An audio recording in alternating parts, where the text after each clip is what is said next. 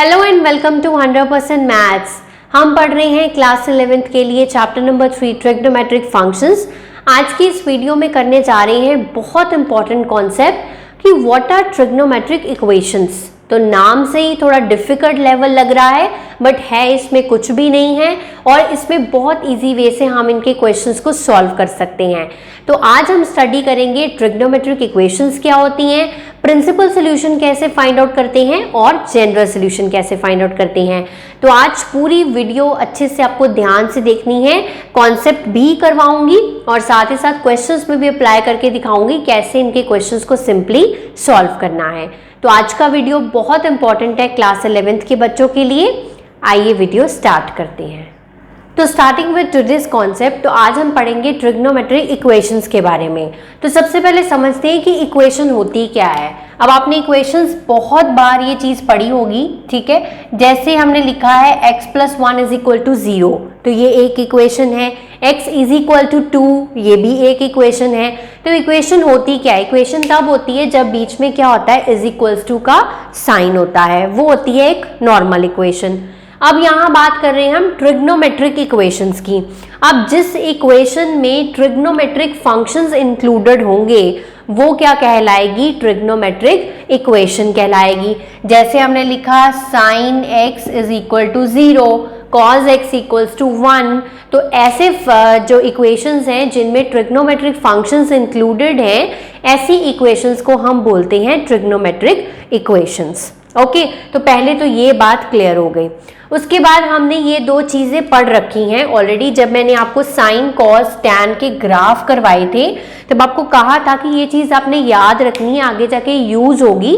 अब सबसे ज़्यादा इसमें यूज़ होगी, ठीक है। क्या पढ़ा था हमने कि जो साइन एक्स और कॉस एक्स हैं they repeat after an interval of 2π, है ना। पढ़ा था ना कि 2π के बाद उसकी वही वैल्यू होती है जो उसकी 0 पे होती है।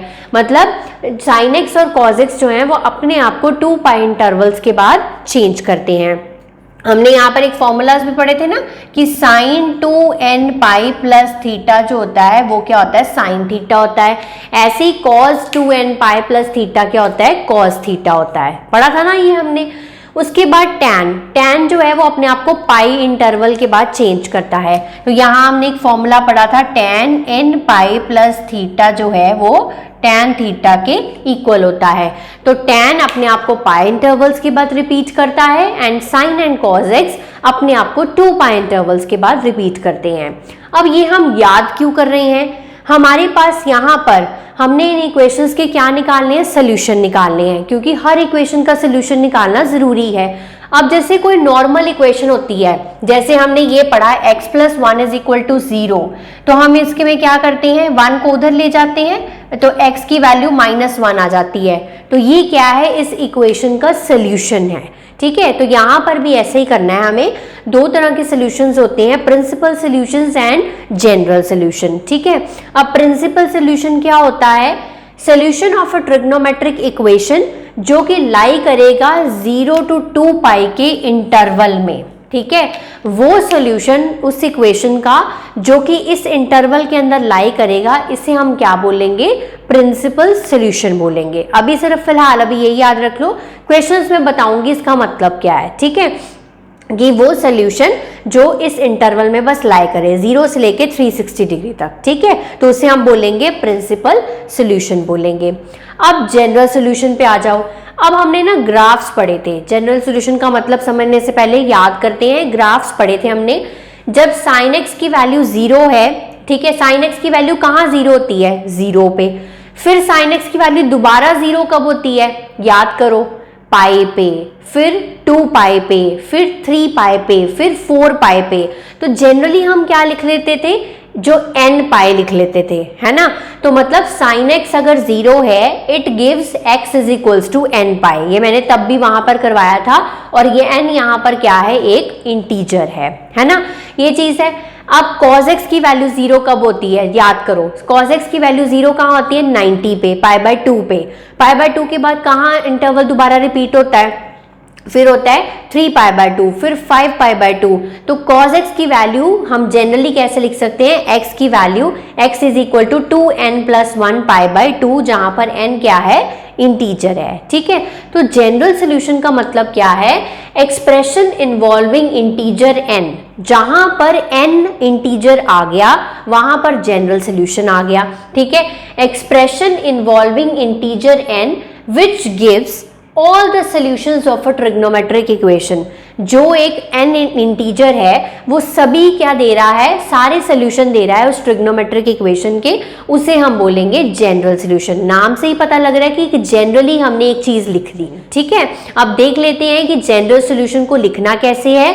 जब sin x sin y के बराबर हो, cos x cos y के बराबर हो, tan x tan y के बराबर हो, ये तीन जो है इनके सॉल्यूशंस आपको लर्न करने हैं, तो आप कोई भी क्वेश्चन को सॉल्व कर पाएंगे।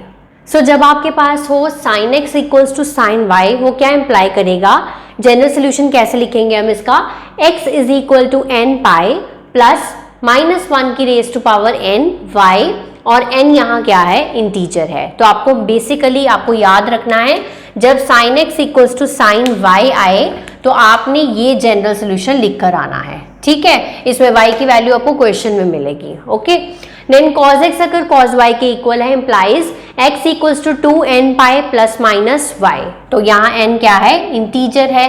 एंड अगर tan x equals to tan y है, so x is equals to n pi plus y होगा। तो ये तीन आपको जो है वो याद रखने हैं। ठीक है, इनकेस बाद में अगर डेरिवेशंस की जरूरत पड़ी तो मैं आपको करवा दूंगी, बट अभी आप फिलहाल के लिए ये रिमेंबर रखिए।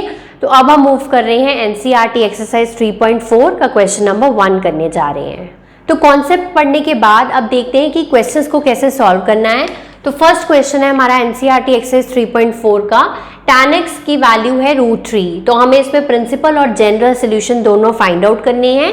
अब हमें पता है प्रिंसिपल सोल्यूशन जो होता है वो किस इंटरवल में लाई करेगा, 0 से लेकर 2π तक, बस इस चीज का आपको ध्यान रखना है। तो पहले फाइंड करते हैं प्रिंसिपल सोल्यूशन, फिर फाइंड करेंगे जनरल सोल्यूशन। तो प्रिंसिपल सोल्यूशन के लिए सबसे पहले हमें देखना होगा यहाँ पर ट्रिग्नोमेट्रिक फंक्शन कौन सा है, यहाँ पर है tan। तो हमारा ऐड शुगर टू कॉफी वाला कॉन्सेप्ट आपको याद है। ठीक है, ऐड शुगर टू कॉफी के हिसाब से यहाँ पर सभी पॉजिटिव होते हैं, यहाँ पर साइन और कोसेकेंट, यहाँ पर थर्ड क्वाड्रेंट में tan और cot पॉजिटिव होते हैं, और यहाँ पर cos और सेकेंट पॉजिटिव होते हैं। ठीक है, तो अब यहाँ के हिसाब से देखा जाए, एक पॉजिटिव यहाँ पर है tan, पहले में तो सभी पॉजिटिव होते हैं, और एक पॉजिटिव है यहाँ पर तीसरे क्वाड्रेंट में, है ना। तो पहले क्वाड्रेंट में क्या होता है, 0 से लेकर 90 तक। तो अब चेक करो ट्रिग्नोमेट्रिक टेबल में कि √3 कौन सी वैल्यू होती है tan की। तो हमें पता है कि tan π/3 की वैल्यू जो है वो क्या होती है, हमारी √3 होती है ना। तो पहले क्वाड्रेंट के हिसाब से इसका पहला प्रिंसिपल सोल्यूशन क्या आ गया, π/3 आ गया। ठीक है, अब हमने कहाँ जाना है, तीसरे क्वाड्रेंट में। तीसरे क्वाड्रेंट में चेक करो कि हमारी यहाँ पर वैल्यू क्या बनेगी। तीसरे क्वाड्रेंट में जाने के लिए आपको क्या करना होगा, यहाँ पर पाई प्लस करना होगा, है ना, क्योंकि यहाँ से यहाँ तक π/2 होता है, यहाँ तक क्या होता है, पाई होता है, ये 3π/2 है और ये वापस 2π है ना, ऐसे ही होता है। तो यहाँ पर जाने के लिए, तीसरे क्वाड्रेंट में पहुंचने के लिए हमें इसमें पाई को क्या करना पड़ेगा, प्लस करना पड़ेगा। तो हम क्या करेंगे, tan पाई प्लस π/3। क्यों कर रहे हैं ये, क्योंकि हमें पता है कि tan फर्स्ट क्वाड्रेंट में पॉजिटिव है, tan तीसरे क्वाड्रेंट में पॉजिटिव है। तो यहाँ पर tan की वैल्यू आ गई 4π/3, tan x is equals to tan 4π/3। तो ये मुझे मिल गए।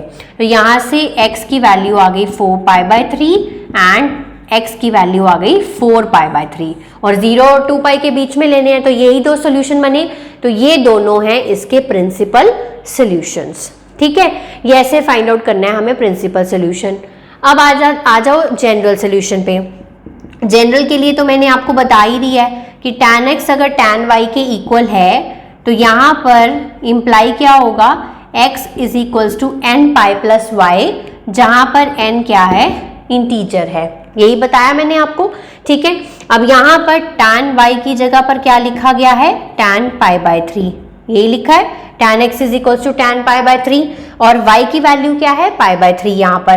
तो हमारा जनरल सोल्यूशन क्या बन गया, x is equal to n pi, कुछ भी चेंज नहीं करना आपने जनरल सोल्यूशन में, सिर्फ y की वैल्यू पुट करनी है।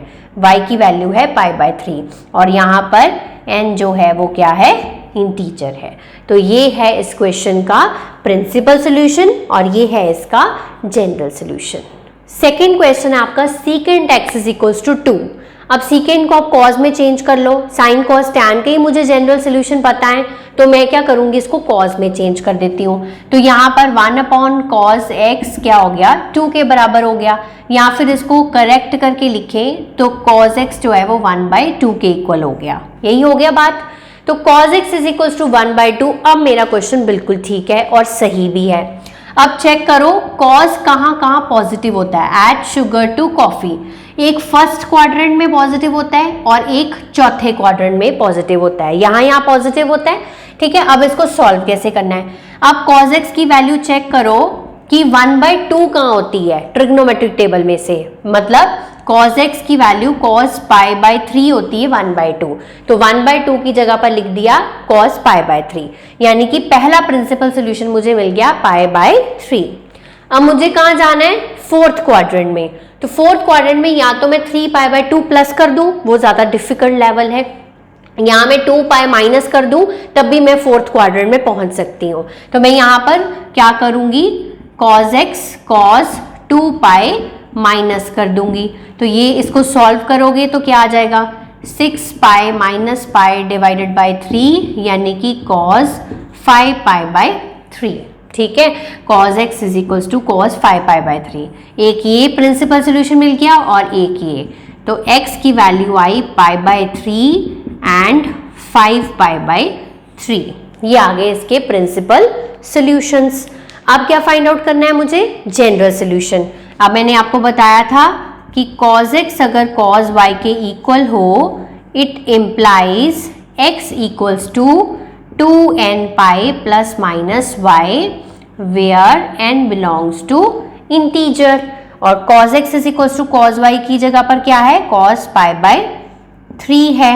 तो यहाँ पे जनरल सोल्यूशन क्या बन गया इसका, 2n pi plus minus pi by 3 n belongs to integer. ये मेरा बन गया इसका general solution. So I hope आज के क्वेश्चंस आपको बहुत अच्छे से क्लियर हो गए होंगे। नेक्स्ट वीडियो में करेंगे इस एक्सरसाइज के नेक्स्ट क्वेश्चंस जो कि थोड़े से कॉम्प्लिकेटेड हैं, बट मैं आपको सिंपल वे से उसको करवाने की कोशिश करूंगी। और इसमें भी अगर आपको कोई डाउट है तो कमेंट सेक्शन में कमेंट कर सकते हैं, मैं उसका आंसर आपको ज़रूर दूंगी। तब तक आप इसको प्रैक्टिस करिए, रिवाइज करिए। Have a nice day to all of you.